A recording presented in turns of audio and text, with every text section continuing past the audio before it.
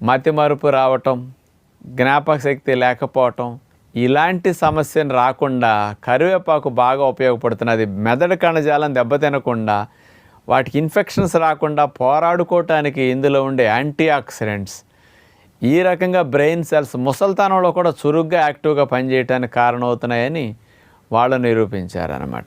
మూడవ పరిశోధన 2014 సంవత్సరం తమిళనాడులో జరిగింది, మన ఇండియాలోనే.